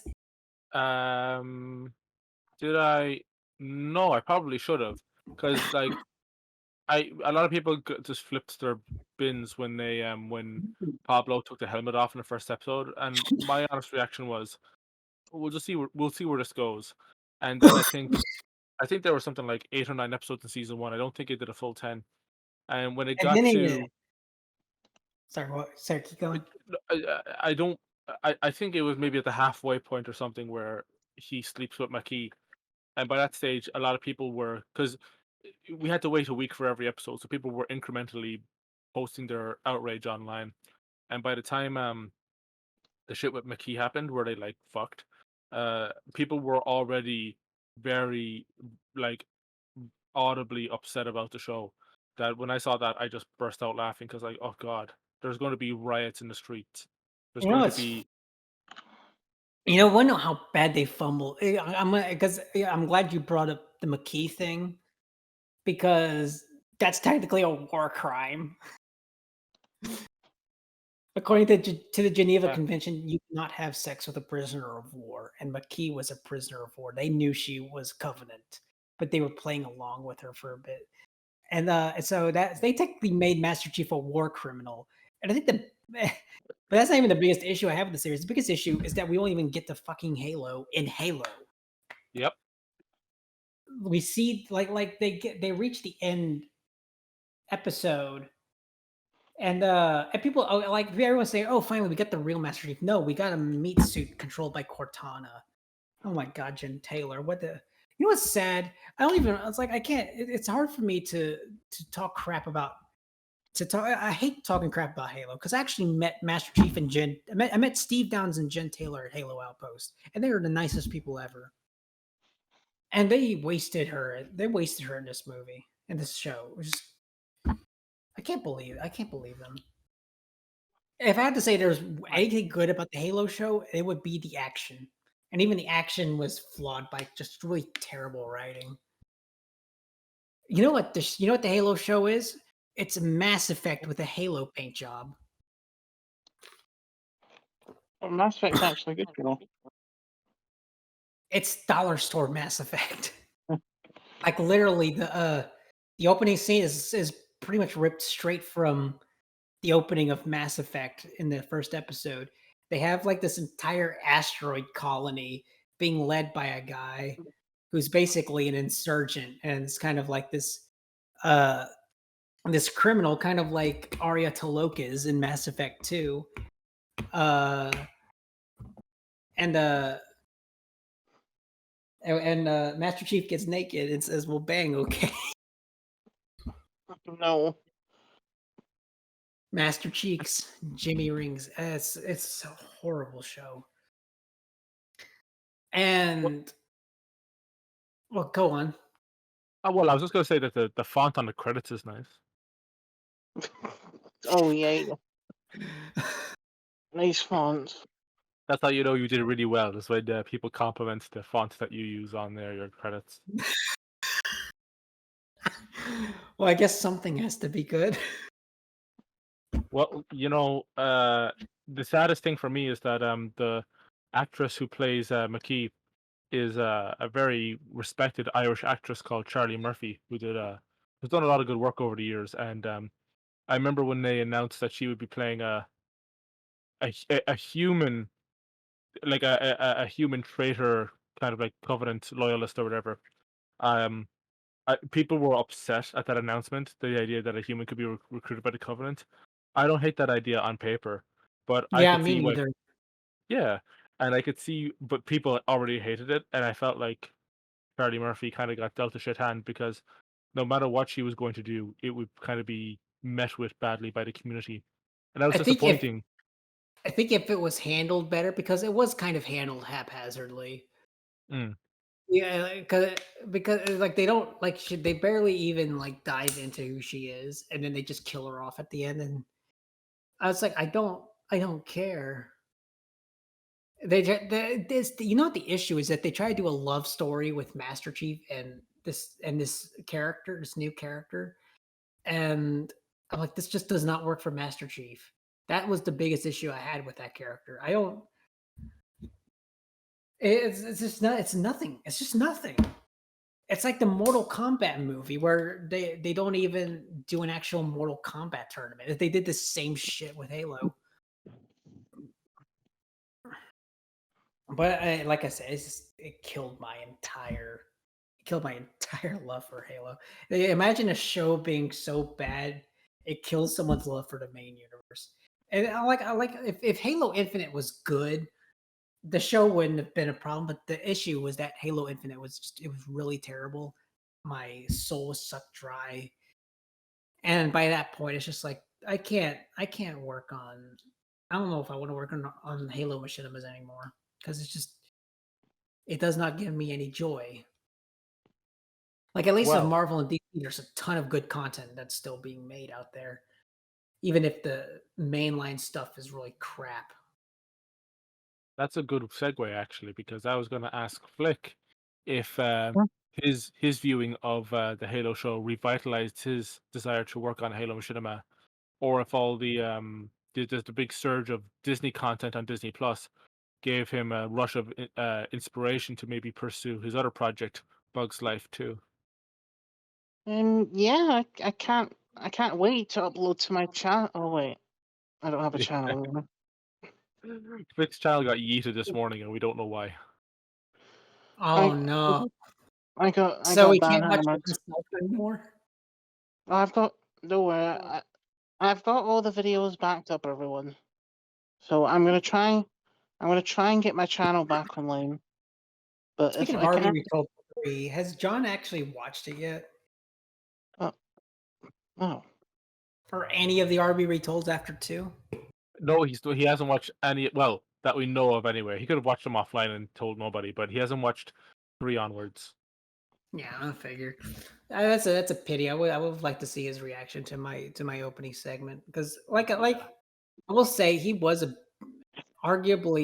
was arguably the biggest inspiration I had to go into film, because he's the one who taught me that I didn't need $100 million to make something good. I just needed a vision and I needed just some good editing software and something to film, and I can make something really good because I feel like he inspired a lot of people. And it sucks that he doesn't get as much recognition as he used to.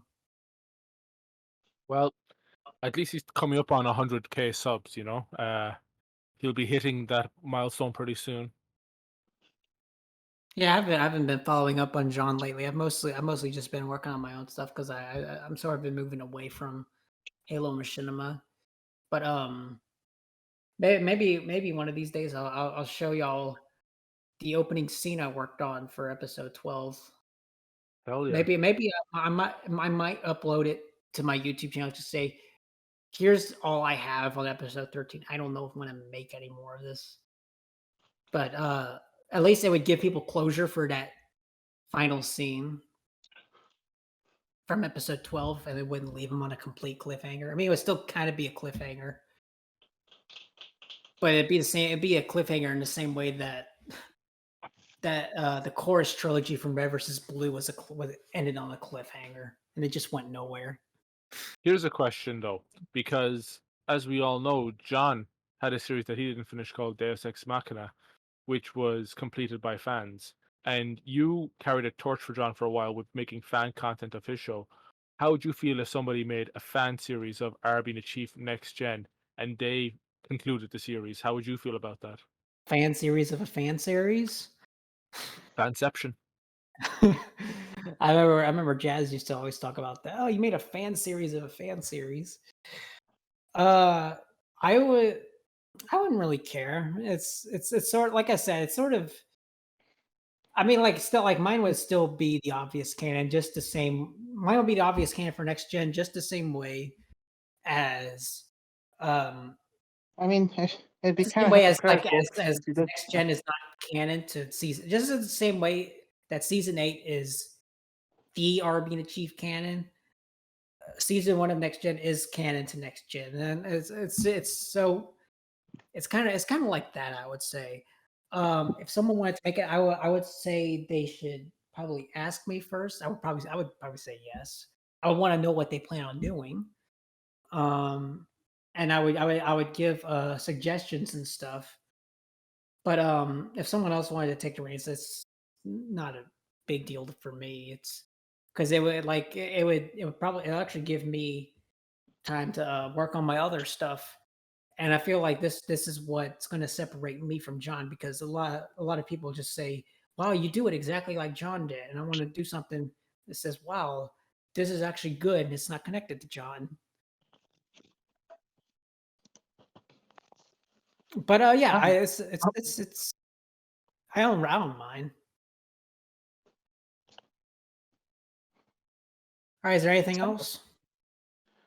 Wow, Uh, it's officially been 2 hours. This is the longest podcast we've ever had. I'm a talker. I'm sorry. You definitely are, Beam. I'm an introvert, but I'm the most extroverted introvert you'll ever meet. It's like Flick. Flick is the most person I know. Oh, thanks, Derelict. Yeah, no problem. Well, you're the most gay straight person I've ever met. Derelict's the most Irish potato I've ever met. Oh man, Yeah, I'm so flattered. So, I think do you have any more questions, Derelict, or is that it? Beam, where can we find you, and what are you working on right now? Well, right now you can just find me on my Discord. I deleted my Twitter, and I never use my Instagram or Facebook. So your best bet is just to find me on Discord, and the link to my Discord is in most of my videos. So that's where you can find me. What was the other what was the other question? I'm sorry, I was thinking about. I guess if you haven't answered already, what you currently have going on in the pipeline? Okay, currently I'm working on Spider-Man and Batman: Disordered Minds, an adaptation of the 1990s comic of the same name.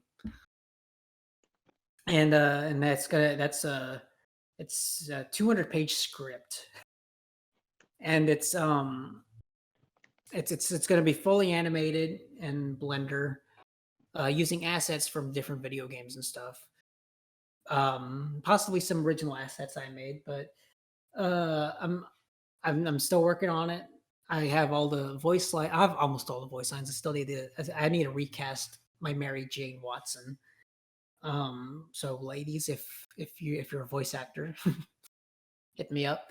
Other than that, if I ever do work on episode 13, that's the other thing in the pipeline. But I don't have any plans to work on that right now. I mostly want to focus on this Batman and Spider-Man thing. After that, I'm also looking at working on a Deadpool and Harley Quinn crossover, and possibly a Daredevil and Batman crossover. Dope. Flick, what are you working on, buddy? Well, I'm working on getting my channel back. If I don't get my channel back, I will be creating a new one, and the name of this channel will be right here on screen right now, so you can see. Flick, I don't think you can use that word on YouTube. I think you'll get terminated if you do that. No, not that channel. There we go. There's the good channel name. Oh, yeah, it's okay if you put an A at the end of it, I guess. No, remove that A. I don't want that A there. There we go. There's the channel name. Oh, okay. That's much better. Now, yeah, so you click there and subscribe, please, because I need to get back up my subscribers. And if that doesn't work out, if he keeps losing his channel, we'll just make a Pornhub like we did before and just upload all the videos there. I'll make it only Flix. By the way, I don't know if y'all heard, but Pornhub got banned in my state. In Louisiana? Yeah. Okay, it didn't get banned, but you have to give them like personal information to access the site. Oh. Have I'm you like, done that no, yet? I don't want to do that. Plus, I'm still getting clean, so. I see. Yeah, I feel like a lot of like my maturity was also kind of just because I was working through addiction when I was working on RB Chief. I feel like that's also a part of the reason why I'm not motivated to work on it anymore, because I'm getting clean. So Wait,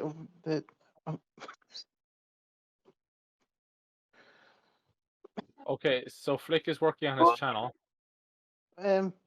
Anyway, yeah. Thanks for inviting us onto your podcast, Beam. We'll see you. my podcast. This is y'all's podcast. What are you talking about? We'll see you guys next week. Bye. Wait, Flick, you forgot the outro song. Okay. Andrew Beam. Andrew Beam. He likes to cream. And yeah, that's the outro song. Bye, everyone. Working on Chewie 6. It's over halfway shot. I have all the voice lines. Hopefully it'll be out by now. Kill me if it's not. Okay, later. Okay, see you guys. Bye. Bye-bye.